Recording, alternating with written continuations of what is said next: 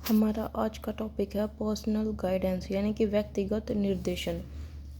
देखो, सबसे पहले क्या पढ़ते हैं हम, कोई भी जब जो टॉपिक स्टार्ट करते हैं ना तो सबसे पहले उसके मीनिंग और डेफिनेशन को ही पढ़ा जाता है, ठीक है। और एक बात, मैं जितना भी पढ़ाती हूँ ना एग्ज़ाम में, उससे ज़्यादा कुछ भी लिखने की ज़रूरत नहीं होती, ठीक है। वो मैं मोर देन इनफ बताती हूँ आपको, ठीक है। तो देखो, सबसे पहले तो इसके मीनिंग को समझ लेते हैं। सबसे पहले क्या है कि जो पर्सनल गाइडेंस जो वर्ड है ये किससे रिलेटेड है, ये है सेल्फ से, यानी कि खुद से, खुद की पर्सनल लाइफ से, प्राइवेट एंड जो इमोशनल एस्पेक्ट होता है उससे। इसमें देखो क्या क्या आते हैं, मेन जो वर्ड होते हैं इसमें कौन कौन से होते हैं, जैसे कि frustration, conflict, stress, mood deviation, anxiety, physical problems, sex, courtship, religion, morals, values, economic aspect. ये वाली सारी चीज़ें किस में होती हैं, पर्सनल गाइडेंस में।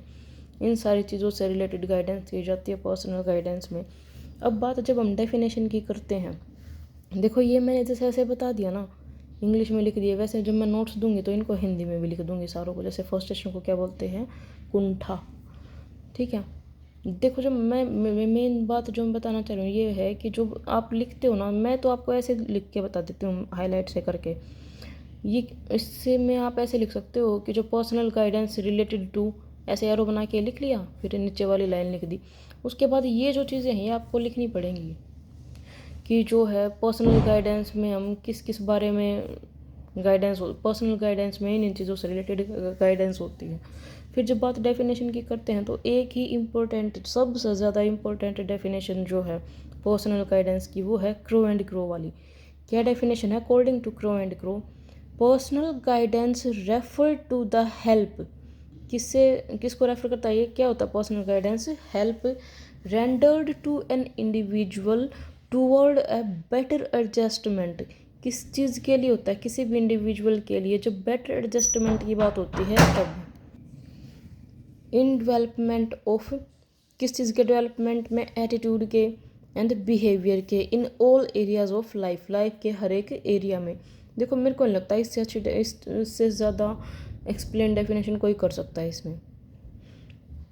जो इंग्लिश मीडियम वाले हैं, फिर जिसको इंग्लिश में लिखना हो इंग्लिश में लिख ले, हिंदी में लिखना है हिंदी में लिख लो, मैं तो दोनों में ही देती हूँ तुम्हें। Personal guidance refers to the help rendered to an individual towards a better adjustment in development of attitudes and behavior in all areas of life। Hindi में क्या, व्यक्तिगत निर्देशन उस सहायता की ओर संकेत करता है जो व्यक्ति के जीवन के सभी क्षेत्रों से संबंधित उचित अभिवृत्ति, अभिवृत्ति क्या होता है, एटीट्यूड, व्यवहार, व्यवहार क्या होता है, बिहेवियर को विकसित करके यानी कि डेवलप करके उसके उपयुक्त समायोजन, समायोजन यानी कि एडजस्टमेंट के लिए प्रदान किए जाते हैं, ठीक है। उसके बाद जब हम पढ़ रहे हैं, सबसे पहले हम हर एक गाइडेंस के बारे में, जब हम गाइडेंस की टाइप पढ़ रहे हैं तो सबसे पहले क्या करें, मीनिंग डेफिनेशन पढ़ रहे हैं, उसके बाद ऑब्जेक्टिव्स पढ़ रहे हैं। तो इसमें ऑब्जेक्टिव्स क्या क्या हैं, व्यक्तिगत निर्देशन के उद्देश्य, ऑब्जेक्टिव्स ऑफ पर्सनल गाइडेंस। सबसे पहले क्या है भाई, एवेलुएटिव ऑब्जेक्टिव्स यानी कि मूल्यांकन उद्देश्य। क्या उद्देश्य होता है, क्या ज़रूरत पड़ी इस चीज़ की, टू एवेलुएट ट्रेड्स, किसी भी इंडिविजुअल की ट्रेड्स को एवेलुएट करने के लिए, और to know his positive and negative points, किसी भी इंडिविजुअल का जो एटीट्यूड है वो किसी चीज़ के लिए पॉजिटिव भी होता है नेगेटिव भी होता है, उन दोनों पॉइंट्स को जानने के लिए ज़रूरत पड़ती है इस चीज़ की, इसके इवेलुएशन की। दूसरी बात, इसमें जो टेस्ट यूज होते हैं, मेजर ये होते हैं, self concept inventory, self esteem, इसके बीच में डैश आएगा भाई, self esteem inventory, 16 PF, NEOFFI, projective techniques, ठीक है। ये वाली चीज़ें यूज़ की जाती है, ये वाले टेस्ट यूज होते हैं इसमें। सेकंड है रेमेडियल ऑब्जेक्टिव्स यानी कि उपचारात्मक उद्देश्य। इसका मेन ऑब्जेक्ट देखो, ऑब्जेक्टिव में क्या, रेमेडियल का मतलब क्या होता है, उपचार करना। उपचार किस चीज़ का करेंगे, हमने ये एवेलुएट कर लिया, हमें पता चल गया कि कौन सा पॉजिटिव पॉइंट है कौन सा नेगेटिव पॉइंट है, इन टेस्ट के थ्रू हमने मेजर टेस्ट बताया। मैंने ये नहीं बोला कि सारे ही सिर्फ ये टेस्ट होते हैं, जो मेजरली टेस्ट यूज़ किए जाते हैं वो ये वाले होते हैं इसमें। तो जब हमें किसी चीज़, किसी भी इंडिविजुअल के पॉजिटिव नेगेटिव पॉइंट्स का पता चल गया, तो अगर मान लिया हमने उसमें कोई नेगेटिव पॉइंट है, उस नेगेटिव पॉइंट को क्या करेंगे, उसको किसी भी इंडिविजुअल को जब हम ऐसा इस तरीके से गाइड करेंगे कि वो खुद में सेल्फ कॉन्फिडेंस फील करे। इसकी रेमेडी क्या है कि उस इंडिविजुअल को self confident banana, third one is developmental objective यानी कि विकासात्मक उद्देश्य। इसमें क्या है, जो इंडिविजुअल है ना उसका इवेल्युएशन हो गया, ठीक है।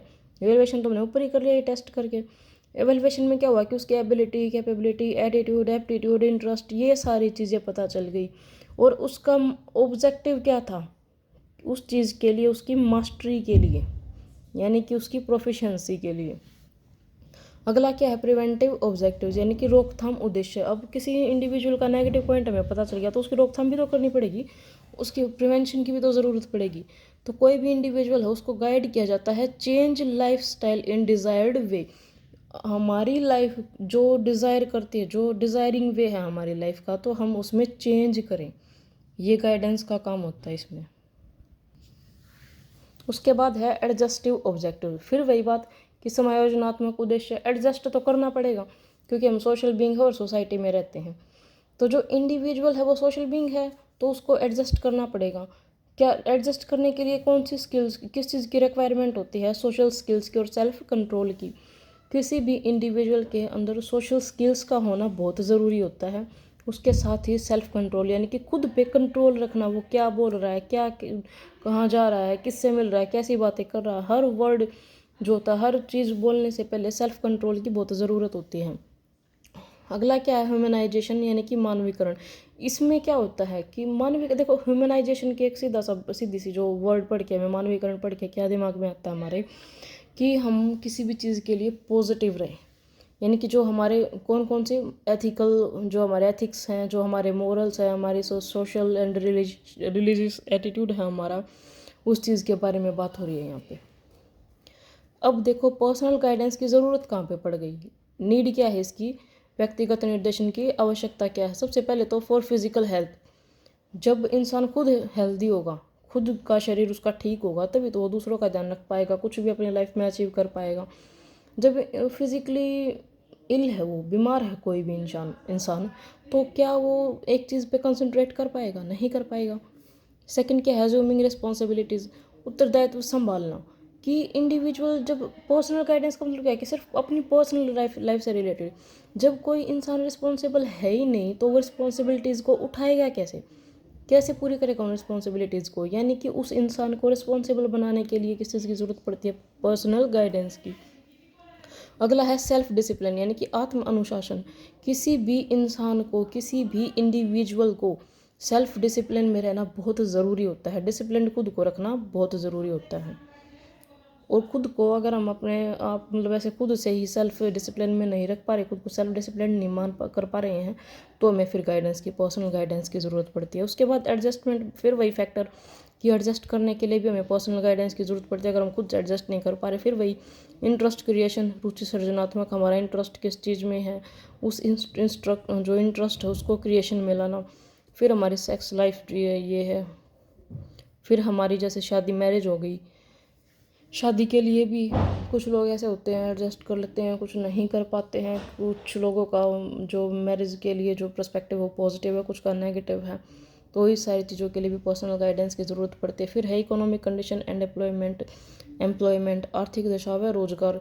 यानी कि हमारा जो इकोनॉमिक कंडीशन है वो भी ठीक होनी चाहिए, हमें एम्प्लॉयमेंट भी, मतलब हमें एम्प्लॉय तो कहीं ना कहीं कुछ तो काम करना ही पड़ेगा ना, बिना काम के तो घर चलेगा नहीं, या हमारे शौक, हमारी ज़रूरतें कुछ भी पूरा नहीं होगा। तो अपने आप को एक फील्ड में लेके जाने के लिए किस चीज़ की ज़रूरत पड़ती है, वोकेशनल गाइडेंस से पहले हमें पर्सनल गाइडेंस की भी तो ज़रूरत पड़ेगी ना।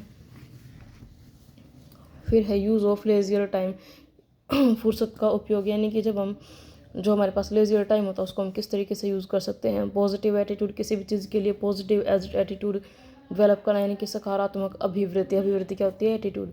किसी भी चीज़ के लिए हम किस तरीके से पॉजिटिव यानी कि सकारात्मक रह सकते हैं। फिर है स्किल बिल्डिंग यानी कि कौशल निर्माण। किसी भी इंडिविजुअल के अंदर अगर स्किल्स ही नहीं है तो वो कुछ काम थोड़ा ना कर पाएगा अपनी किसी भी लाइफ में। चाहे देखो काम करना ही सब कुछ नहीं होता है, मतलब अगर हम एक नॉर्मल बात करें, पर्सनल गाइडेंस की बात कर रहे हैं, तो स्किल बिल्डिंग का मतलब रिश्ते संभालना, परिवार को संभालना, सोसाइटी में एडजस्ट करना, इन सारी चीज़ों के लिए भी स्किल्स की ज़रूरत पड़ती है। अगला है डिसीजन मेकिंग, निर्णय लेना। यानी कि कोई भी इंडिविजुअल डिसीजन कब ले पाएगा, जब उसके अंदर सेल्फ कॉन्फिडेंस होगा। और अगर वही सॉरी अगर सेल्फ कॉन्फिडेंस है ही नहीं तो डिसीजन कहाँ से लेगा। यानी कि डिसीजन लेने के लिए उसको पर्सनल गाइडेंस की ज़रूरत पड़ेगी। फिर पर्सनल गाइडेंस का प्रोसेस क्या होता है, यानी कि व्यक्तिगत निर्देशन का प्रक्रम क्या होता है। सबसे पहले तो ये होता है कि इनिशियल इंटरव्यू ही होता है, प्राथमिक साक्षात्कार। इसमें क्या होता है, रेफर्ट एंड कॉन्फिडेंशियलिटी। इसमें यानी कि सौहार्दपूर्ण यानी कि अच्छे मधुर संबंध स्थापित किए जाते हैं, और उसको कॉन्फिडेंशियलिटी यानी कि इस बात का भरोसा दिलाया जाता है कि भाई तुम हमें जो बातें बताओगे वो सीक्रेट रहेंगी, किसी को इस बारे में नहीं बताया जाएगा। तुमसे पहले भी हमारे पास कुछ लोग आए हैं, जो भी आया है उसको भी हमने उसकी भी कोई बात बाहर लीक नहीं की, ऐसा कुछ उसको फील करवाना पड़ेगा। सेकंड क्या है, उसको एग्जामिन करना पड़ेगा। एग्जामिनेशन यानी कि परीक्षण, फिजिकली मेंटली हर तरीके से एग्जामिन करना पड़ेगा। एग्जामिन करेंगे कैसे, यानी कि टेस्टिंग करेंगे कैसे, इन्वेंट्री के थ्रू। पर्सनल गाइडेंस में जितनी भी एग्जामिनेशन होते हैं वो इन्वेंट्री के थ्रू होते हैं। फिर साइकोलॉजिकल फ्लेक्सिबिलिटी टेस्ट करना पड़ेगा। फिर उसके बाद क्या करेंगे, सारे टेस्ट हो गए तो फिर इंडिविजुअल को गाइड किया जाएगा। इसका इफेक्ट किस चीज़ पे पड़ेगा, एक्सटर्नल फैक्टर्स और इंटरनल फैक्टर्स। इसका रिजल्ट क्या निकलेगा कि जो फ्लेक्सिबिलिटी आएगी, यानी कि जनरल जो एडजस्टेबिलिटी होती है ना, एडजस्ट करने में जो प्रॉब्लम आती है फिर वो नहीं आएंगी। उसके बाद है फाइनल इंटरव्यू यानी कि अंतिम साक्षात्कार। यहाँ पे सारे डाउट क्लियर हो जाते हैं। उसके बाद क्या, फॉलोअप स्टडी यानी कि अनुवृत्ति अध्ययन। इसमें क्या किया जाता है, जो क्लाइंट है वो अच्छे से काम कर रहा है, उसके काम को, उसके डिसीजन पावर को चेक किया जाता है, और वो जो क्लाइंट होता है उसने अच्छा डिसीजन लिया, ठीक डिसीजन लिया या नहीं, और वो जो गाइडेंस थी उस पर इफेक्टिव रही या नहीं। इस चीज़ के लिए हमारी पर्सनल गाइडेंस भी ख़त्म। अब इस चैप्टर का सिर्फ एक टॉपिक रहता है, सोशियो कल्चरल गाइडेंस। ये होने के बाद अगली वीडियो इसी पे है, इसके बाद हमारी 2 यूनिट कंप्लीट हो जाएंगी। उसके बाद 1 या 2 दिन में तीसरी यूनिट कंप्लीट हो जाएगी। आज के लिए सिर्फ इतना ही। Thank you.